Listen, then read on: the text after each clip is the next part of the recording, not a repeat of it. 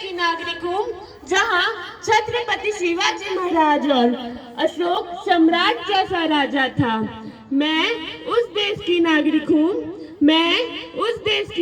हूँ जहाँ 50 मील पर रंग रूप पहनावा मजहब बदल जाता है। मैं उस देश की नागरिक हूँ जहाँ डाल डाल पर सोने की चिड़िया पाई जाती थी। मैं उस देश की नागरिक हूँ जहाँ अपने भूगोल से पहले इस ब्रह्मांड का भूगोल समझ आता था। आदरणीय मुख्य अतिथि, शिक्षकगण एवं मेरे प्यारे सहपाठियों, मैं गायत्री विद्यापीठ अंबागढ़ चौकी की छात्रा स्मित कौर भाटिया आप सभी को प्रणाम करती हूँ। गणतंत्र दिवस के उपलक्ष्य की शुभकामनाएं आप सभी को। गणतंत्र दिवस किसी भारतीय के लिए पर्व ही नहीं बल्कि एक अभिमान है, एक गौरव है।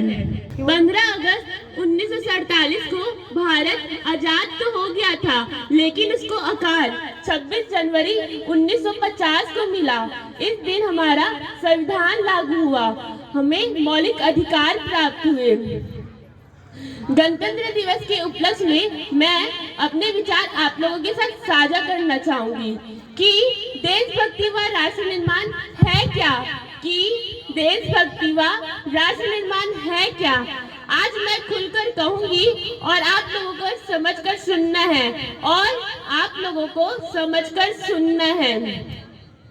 मैं नहीं मानती कि राष्ट्रगान के 52 सेकंड में खड़े होकर गाना और वंदे मातरम और भारत माता की जोरों शोरों से जय पुकारना ही देशभक्ति है, क्योंकि महोदय ये वो सदी है जहां नीति, नियम, नैतिकता जैसे मूल्यों की धज्जियां उड़ाते लोग नजर आते हैं। ये वो सदी है जहां सत्य, अहिंसा, सदाचार के जैसे मूल्य कौड़ी के भाव बेचते लोग नजर आते हैं। और आज के युवा की बात करें तो वे युवा जिनके कंधे पे जिम्मेदारी है देश निर्माण की, राष्ट्र को जोड़े रखने की, वे युवा आज पबजी गेम की लत में डूबे और शराब की लत में भीगे नजर आते हैं। तो इन युवाओं को कहना चाहूंगी, गहरी निद्रा में सोने वालों अभी भी वक्त है, जाग जाओ, नहीं तो ये गहरी निद्रा तुम्हारे देश को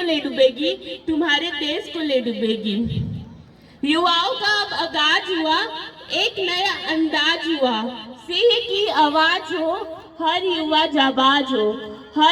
जाबाज हो। आजादी के पूर्व रानी लक्ष्मीबाई से लेकर शहीद वीर नारायण तक, चंद्रशेखर आजाद से लेकर महात्मा गांधी तक, ये थे देशभक्त, इनमें थी देशभक्ति।